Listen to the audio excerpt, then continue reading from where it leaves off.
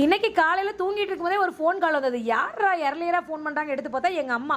இன்னைக்கு மாத கரண்ட் பாப்பா நாங்கள். அடடடா அப்படியான்னு சொல்லிட்டு, ஏன்னா இன்னைக்கு இடியாப்பம் தான் புளியலாம் அப்படின்னு சொல்லி ராகி இடியாப்பம் புளியலான்னு ஐடியா பண்ணி நான் வந்து ஒரு ப்ரீ பிளானில் இருந்தேன். அதுக்கு தேங்காய் பால் எடுக்கணும்னா கரண்ட் வேணும். சரி அப்படின்னு சொல்லிட்டு கடை ரெடி ஆகிட்டு வந்து முதல்ல தேங்காய் பால் எடுத்து வச்சுட்டு இடியாப்பம் போட்டால் சூப்பராக இடியாப்பம் பஞ்சு போல் வந்திருந்தது.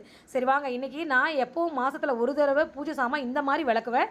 உங்களால் முடிஞ்சால் நீங்களும் ட்ரை பண்ணி பாருங்கள். உண்மையிலே சூப்பராக வரும். ஆனால் இதனோட ரிசல்ட் வந்து அடுத்த வீடியோவில் தான் காட்ட முடியும். இல்லை டைம் இல்லை, கல்பனா வேறு காலேஜ் போயிட்டாங்க. அதனால் நானே தான் இதை வந்து எடுக்க முடியல. அடுத்த வீடியோவில் உங்களுக்கு கண்டிப்பாக இந்த வீடியோ எப்படி விளக்கணுன்றதை காட்டுறேன். எப்படின்னு பார்த்தீங்கன்னா, இந்த எண்ணெய் பீஸ் இல்லாமல் இந்த பூஜை சாமான்லாம் சும்மா நார்மலாக ஒரு எண்ணெய் பீஸ் இல்லாமல் மட்டும் விளக்கி எடுத்து வச்சுட்டு ஒரு அகலமான பாத்திரத்தில் ஒன்று நல்ல தண்ணி காவிரி வாட்டர் இல்லைனா ஆரோ வாட்டர் பிடிச்சி நல்லா சூடு பண்ணிவிட்டு அதில் கொஞ்சம் புளியை பிச்சு போட்டு கொஞ்சமாக வினிகரை ஊற்றி அப்படியே நல்லா தண்ணி சூடாகும் போது இந்த பூஜை சாமான்லாம் சோப்பு இல்லாமல் விளக்கி வச்சிருக்கோம் பார்த்தீங்கன்னா, எண்ணெய் பீஸ் இல்லாமல் அதை அப்படியே உள்ளே போட்டு மூடி வச்சிருங்க. மூடி நல்லா கிட்டத்தட்ட ஒரு 2 மணி நேரம் அப்படியே இருக்கட்டும். அப்படியே அந்த எண்ணெய் பிசுலாம் போய் எப்படி வருது அடுத்த வீடியோவில் பார்க்கலாம்.